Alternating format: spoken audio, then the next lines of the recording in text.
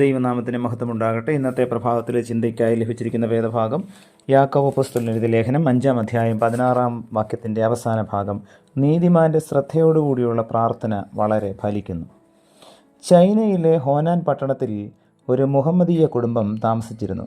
ഈ ഭവനക്കാർ ഉറച്ച മുഹമ്മദീയ വിശ്വാസികളും സമ്പന്നരുമായിരുന്നു. കുടുംബാധിപൻ വൃദ്ധനായ പിതാവും കുടുംബാംഗങ്ങൾ മകനും ഭാര്യയും മക്കളും ആയിരുന്നു.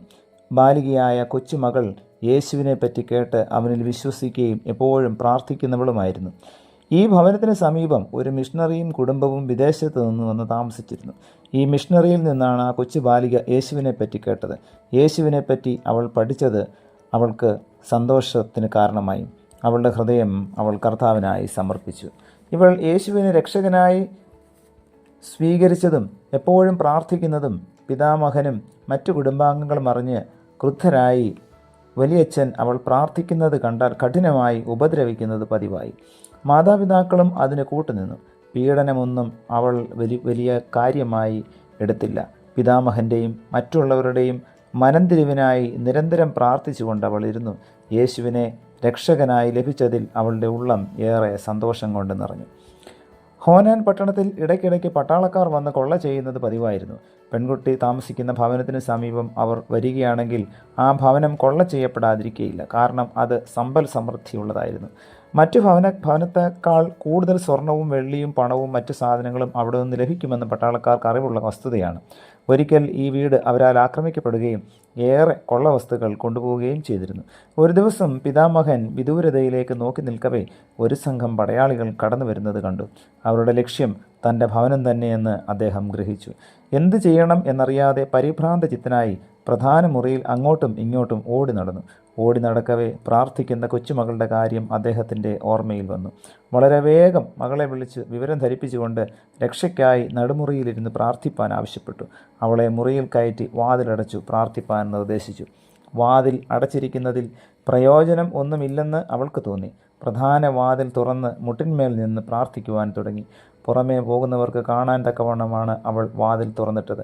അവൾ ഏകയായി മുട്ടിന്മേൽ നിന്ന് ഇങ്ങനെ പ്രാർത്ഥിച്ചു: സ്വർഗസ്ഥ പിതാവേ, ഈ നല്ല അവസരത്തിനായി ഞാൻ നിന്നെ സ്തുതിക്കുന്നു. എൻ്റെ വലിയപ്പച്ചൻ എന്നോട് പ്രാർത്ഥിപ്പാൻ കൽപ്പിച്ചതിൽ ഞാൻ സന്തോഷിക്കുന്നു. എൻ്റെ യേശുവേ, എൻ്റെ കർത്താവേ, കൊള്ളക്കാർ ഞങ്ങളുടെ ഭവനത്തിൽ കടപ്പാൻ സമ്മതിക്കരുത്. ഇപ്പോൾ നിനക്ക് മാത്രം പ്രവർത്തിപ്പാൻ കഴിയുന്ന അവസരമാണ്. അവിടുന്ന് പ്രവർത്തിക്കണമേ. എൻ്റെ വലിയപ്പനും മാതാപിതാക്കളും ഇതുമൂലം നിന്നിൽ വിശ്വസിപ്പാൻ ഇടയാകണമേ. ആമേൻ. തൊട്ടടുത്തുള്ള മുറിയിൽ ഇരുന്ന് കൊച്ചുമകളുടെ പ്രാർത്ഥന അവളുടെ പ്രിയ മാതാവ് ശ്രദ്ധിച്ചിരുന്നു. അവൾ പ്രാർത്ഥിച്ചു കൊണ്ടിരിക്കുമ്പോൾ തന്നെ കൊള്ളക്കാർ വീട്ടുവാതിൽക്കലെത്തി.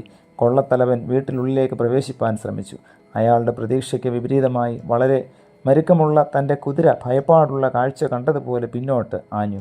അയാൾ താഴെ ഇറങ്ങി വീട്ടിനുള്ളിലേക്ക് നോക്കിയപ്പോൾ മുട്ടിന്മേൽ നിൽക്കുന്ന ഒരു കൊച്ചു ബാലികയെ കണ്ടു. കുതിരപ്പുറത്ത് കയറി കാലുകൊണ്ട് ചവിട്ടി കടിഞ്ഞാൻ പിടിച്ചു വലിച്ചു. പക്ഷേ കുതിര വിരണ്ടോടുവാൻ തുടങ്ങി.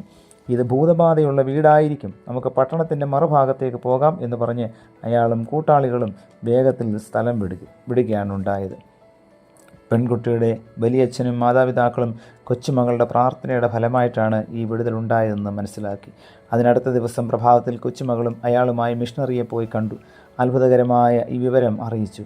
കൂടാതെ ഇങ്ങനെ പ്രാർത്ഥന കേൾക്കുന്ന ദൈവത്തെപ്പറ്റി കൂടുതലായുള്ള അറിവ് നൽകണമെന്ന് അപേക്ഷിച്ചു. വളരെ സന്തോഷത്തോടെ ദൈവസ്നേഹത്തെപ്പറ്റിയും പ്രാർത്ഥനയെപ്പറ്റിയും യേശു ക്രിസ്തുവിൽ കൂടെ ലഭിക്കുന്ന വീണ്ടെടുപ്പിനെ പറ്റിയും മിഷണറി അവരെ പഠിപ്പിച്ചു. താമസിയാതെ തന്നെ ആ കുടുംബം മുഴുവനും കർത്താവിൽ വിശ്വസിച്ചു. അവർ എല്ലാവരും ക്രൈസ്തവരായി തീർന്നു. പ്രിയമുള്ളവരെ, ആ കൊച്ചു കുട്ടിയുടെ വിശ്വാസവും പ്രാർത്ഥനയും മൂലം ആ കുടുംബം മുഴുവനും കർത്താവിനെ അറിഞ്ഞു. അവർക്കുണ്ടായ അനുഭവം വീട്ടിൽ അടക്കമുള്ളവർക്ക് ആനന്ദമായിരുന്നു. നമുക്ക് യേശുവിനെ രക്ഷകനായി സ്വീകരിക്കാം.